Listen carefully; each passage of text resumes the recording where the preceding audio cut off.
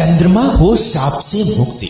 चंद्रमा की सुंदरता पर राजा दक्ष की 27 पुत्रियां मोहित हो गईं और वे सभी चंद्रमा से विवाह करना चाहती थी, परंतु दक्ष ने समझाया कि सगी बहनों का एक ही पति होने से दाम्पत्य जीवन में बाधा आएगी। लेकिन चंद्रमा के प्रेम में पागल दक्ष पुत्रियां जिद पर अड़ी रही। अश्विनी सबसे बड़ी पुत्री थी और उसने कहा कि पिताश्री, हम आपस में मेल जोल से मित्रवत रहेंगे, आपको शिकायत नहीं मिलेगी।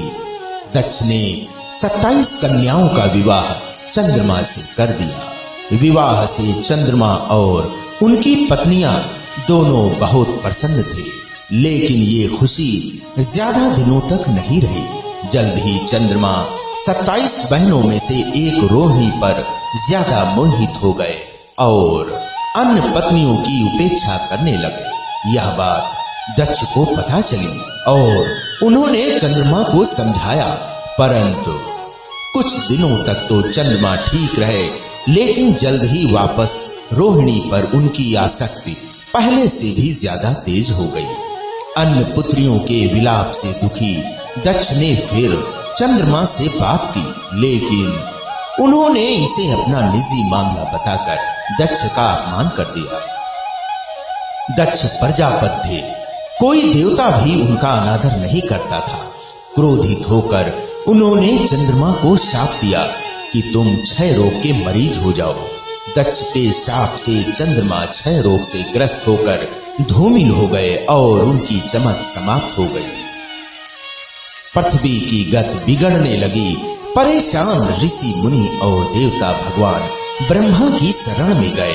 ब्रह्मा दक्ष के पिता थे, लेकिन दक्ष के शाप को समाप्त कर पाना उनके वश में नहीं था और उन्होंने देवताओं को शिव जी की शरण में जाने का सुझाव दिया। तब ब्रह्मा ने कहा, चंद्रदेव भगवान शिव को तप से प्रसन्न करे। दक्ष पर उनके अलावा किसी का वश नहीं चल सकता। ब्रह्मा की सलाह पर चंद्रमा ने शिवलिंग बनाकर घोर तप प्रारंभ किया। महादेव प्रसन्न हुए और चंद्रमा से वरदान मांगने को कहा। चंद्रमा ने शिव जी से अपने सभी पापों के लिए क्षमा मांगते हुए क्षय रोग से मुक्त का वरदान मांगा। भगवान शिव ने कहा कि तुम्हें जिसने शाप दिया है वह कोई साधारण व्यक्ति नहीं है, उसके शाप को समाप्त करना संभव नहीं, फिर भी मैं तुम्हारे लिए कुछ ना कुछ करूंगा जरूर। शिव जी बोले, एक माह में जो 2 पक्ष होते हैं, उसमें से एक पक्ष में तुम मेरे वरदान से निखरते जाओगे, लेकिन दक्ष के शाप के प्रभाव से दूसरे पक्ष में क्षीण होते जाओगे। शिव जी के वरदान से चंद्रमा शुक्ल पक्ष में तेजस्वी रहते हैं और कृष्ण पक्ष में धूमिल हो जाते हैं।